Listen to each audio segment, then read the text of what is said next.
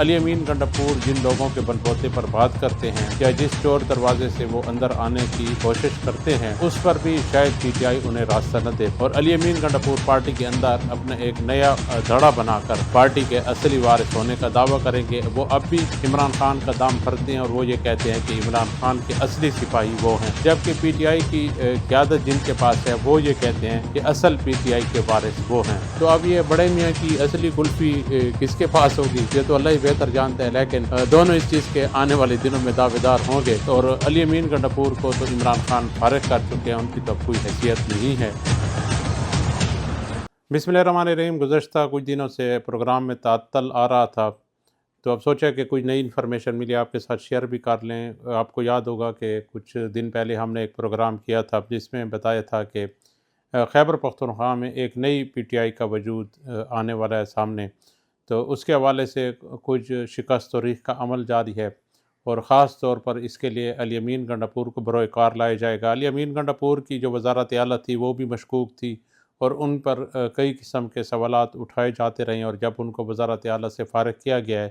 تو اس کے بعد بھی آپ لوگوں نے دیکھا ہوگا کہ پارٹی میں ان کی اب کوئی حیثیت نہیں رہی ہے۔ پارٹی کے بہت سارے گروپوں سے مبینہ طور پر ان کو نکال بھی دیا گیا، اور پارٹی میں جو ہے وہ اب عضو معطل بن کے رہ گئے ہیں۔ ایک تو یہ بات میں نے بھی آپ کو بتائی تھی کہ علی امین گنڈاپور آج بھی اس امید پر ہیں کہ انہیں دوبارہ وزارت اعلیٰ ملے گی،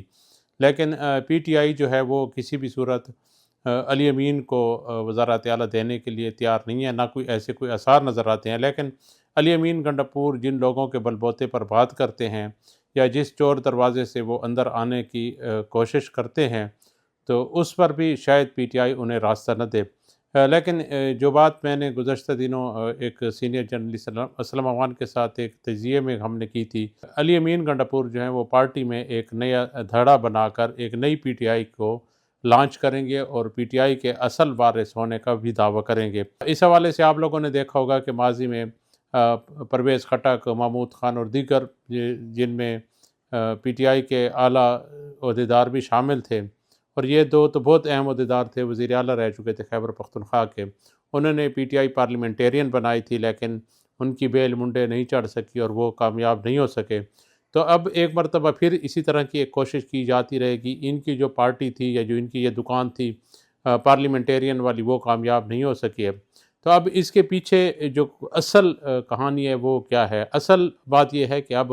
عمران خان سے ملاقاتوں پر پابندی لگ گئی، اور ہو سکتا ہے کہ آنے والے کچھ عرصے تک عمران خان سے ملاقاتیں ہونے پر یہ پابندی عائد رہے، اور جب عمران خان پر پابندی عائد رہے گی تو پھر باہر والوں کو کوئی نہیں پتہ چلے گا کہ عمران خان کے کان تک کیا بات پہنچی اور عمران خان نے اس پر کیا رد عمل دیا ہے۔ تو ایسی صورت میں پی ٹی آئی کی جو موجودہ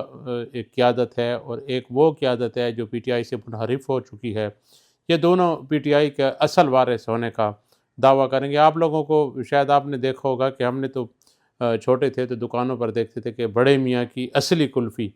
تو اب یہ بڑے میاں کی اصلی کلفی کس کے پاس ہوگی یہ تو اللہ ہی بہتر جانتا ہے، لیکن دونوں اس چیز کے آنے والے دنوں میں دعویدار ہوں گے۔ آپ لوگوں نے دیکھا ہوگا کہ گزشتہ کچھ دنوں سے علی امین کے جو ٹیم کے کچھ لوگ ہیں وہ مسلسل سہیل آفریدی پر، ان کی ٹیم پر اور صوبائی حکومت پر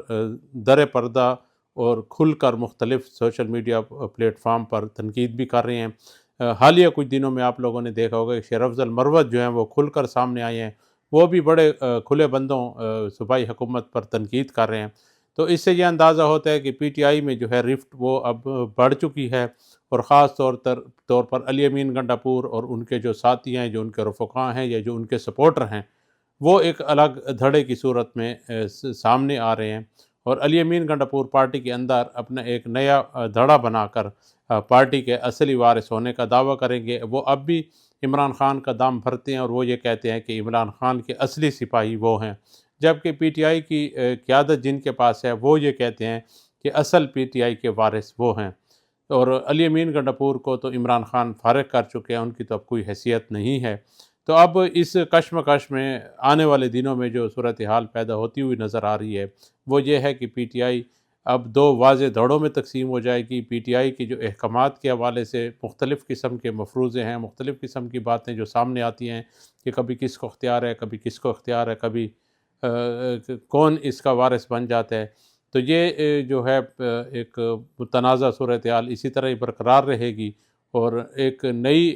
پی ٹی آئی کا وجود اسی پارٹی کے اندر شاید ایک عام بندے کو اس کی سمجھ نہ آئے، لیکن ایک نئی پارٹی کا وجود نمودار ہوگا، اور بتدریج وہ عمران خان کی پی ٹی آئی کو ریپلیس کرنے کی کوشش کی جائے گی۔ اس میں کامیابی ہوتی ہوئی تو نظر نہیں آتی، کیونکہ جو لوگ پی ٹی آئی سے وابستہ ہیں، جو ان کے پیٹ ووٹر ہیں، یا جو ان کے مرید ہی کہہ لیں، کیونکہ عمران خان کے تو سپورٹر اور ان کے جو سیاسی کارکنان نہیں ہیں بلکہ ان کے مرید ہیں، اب ان کے جو ووٹر ہیں وہ تو اب ان کو مرشد بھی کہنے لگے ہیں، تو وہ شاید کسی اور کو قبول نہ کریں۔